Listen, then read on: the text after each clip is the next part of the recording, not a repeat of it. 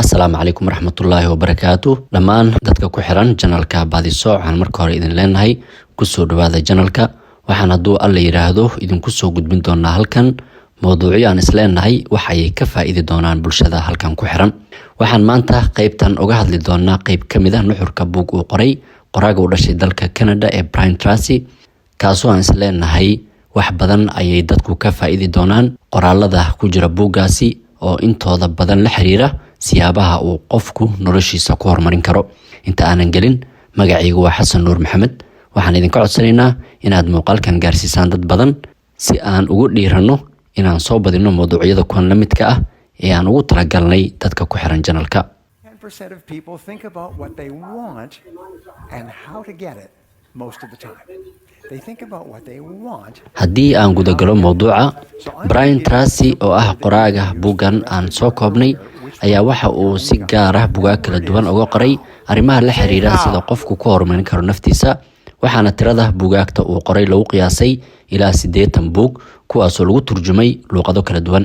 Haddaba qaybtan ayaan ku eegi doonaa buuggiisa No Excuse oo macnaheedu yahay marmarsiyo ma jirto, kaasoo uga hadlayo siyaabaha uu qofku ugu guuleysan karo hadafkiisa iyo weliba qorshayaashiisa mustaqbalka.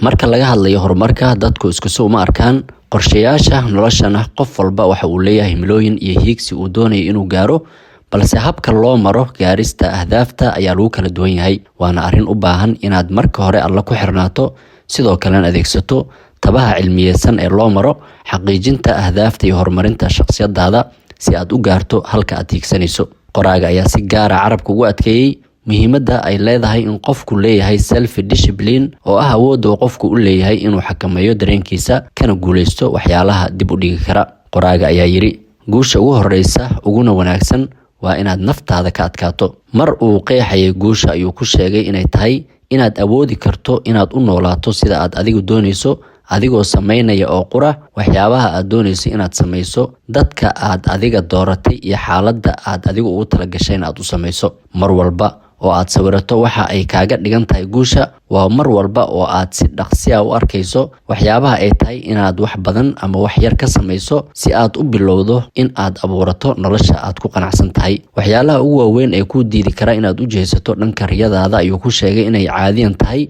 waxyaalaha aad marmarsiyada ka dhigato iyo inaadan lahayn dishibiliin aad ku xakameyn karto noloshaada. Inaad ka bilowdo meel eber ah. Arrinta xiisaha leh waxay tahay inta badan dadka oo dhan waxa ay riyooyinkooda ku bilaabaan wax yar ama ayagoo aan waxba haysan, isagoo tusaale u soo qaatay in ganacsatada ugu waaweyn caalamka inay riyooyinkoodu bilaabeen iyagoo aan waxba haysan ama haysta wax aad u yar, kuna guuleystay inay tacbaan waxa ay maanta haystaan. Waxa uu yiri, xeerka ayaa ah haddii aad marar badan sameyso waxa ay sameeyeen dadka guuleystay, ma jirto cid ka hor istaagi karta inaad ku raaxaysato abaalmarin la mid ah tan ay heleen. Balse haddii aadan sameyn waxa ay sameeyeen dadka gaaray guusha, ma jirto wax ku caawin kara. Noqo qof mas'uul ah oo jooga meel sare oo aysan cidna ka filayn.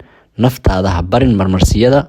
Noqo qof adag oo u naxariista dadka kale. Qofka doonaya inuu meel sare ka gaaro ganacsiga waa inuu tixgeliyaa awoodda ay leedahay dabeecadda. Waa inuu baabi'iyaa dabeecadaha xunxun ee baabi'in kara riyooyinkiisa, naftiisana baraa dabeecadaha ku caawin kara inuu gaaro guusha uu ku taamayo.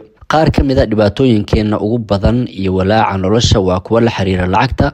Sidee loo tacbaa, sidee loo qarash gareeyaa, sidee loo maalgashtaa, iyo sidoo kale cabsida ah in ay naga dhammaato. Sida xaqiiqada ah, dareenkeena taban waa kuwa la xiriira lacagta. Sidaa darteed, xaqiiqada ayaa inaad adiga mas'uul ka tahay xaaladahaaga dhaqaale.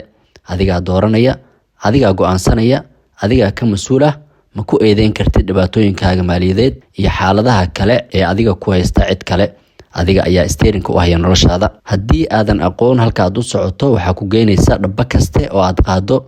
Sida uu hore u yiri Wayne Gretzky, waxaad seegaysaa tallaabo kasta oo aadan qaadin. Falka aad waqti geliso si aad u go'aansato waxa aad dhab ahaantii u doonayso qayb walba oo noloshaada ka mid ah ayaa waxa uu noqonayaa kan gebi ahaanba bedeli kara noloshaada. Qoraaga ayaa sheegay in khibradiisa kadib in ka badan malaayiin dad ah oo la soo shaqeeyay 20kii sano ee u dambeysay in dadka dishibiliin kale ama xakameyn kara noloshooda ee qoraha hadafyadooda, qorshana u sameystay fulintooda, kadibna isku howlay xaqiijinta ahdaaftaasi si maalinle ah ay u badan tahay inay gaaraan ahdaaftooda in ka badan 10 jeer kuwa aanan lahayn qorshe qoran oo ay raacaan. qoraaga oo qeexaya habraaca uu qofku ku xaqiijin karo ahdaaftiisa ayaa qodobeeyey qodobka koowaad go'aanso waxa aad dhab ahaan doonayso. qodobka labaad ayuu ku sheegay in qofku qoro si uusan kaga wareerin qorshihiisa. qodobka saddexaad inaad u samaysato waqti kama dambaysa ahdaaftaada. qodobka afaraad samee liiska wax kasta aad isleedahay waad samayn kartaa si aad hadafkaaga u xaqiijiso. qodobka shanaad nidaami liiska aad qoratay adigoo isugu aadinaya sida ay mudnaanta u kala leeyihiin. qodobka lixaad qaad tallaabooyin ku aadan qorshahaaga durbaba. qaad tallaabada koowaad kadib tan labaad iyo saddexaad. hore usii soco kuna mashquul. dhaqsi u soco waxba dib ha u dhigin. qodobka toddobaad wax un samee maalin kasta kaasoo kuu ogolaanaya inaad u dhawaato dhanka hadafkaaga weyn. tani waa tan ugu muhiimsan ee damaanad qaadi karta guushaada. samee wax un 7 maalmood ee toddobaadka, 365 maalmood ee sanadka. wax un samee oo kuu jihayn kara ugu yaraan hal tallaabo inaad u dhawaato hadafkaaga, taasoo ah tan kuugu muhiimsan xilligaasi. daawadayaal, intaa ayaan kusoo koobaynaa qeybta yar ee aan soo koobnay ee ku saabsan buugga No Excuse. waxaan rajaynayaa inaad wax un ka faa'iideen. buuggan waxaa ku jira waxyaalo badan oo muhiim u ah dadka doonaya inay naftooda horumariyaan. haddii aad ka hesheen qeybtan, nala wadaaga. waxaan samayn doonaa qeybo kale oo badan oo nuxur leh oo uu buuggan qorayo. aad ayaad u mahadsantiin.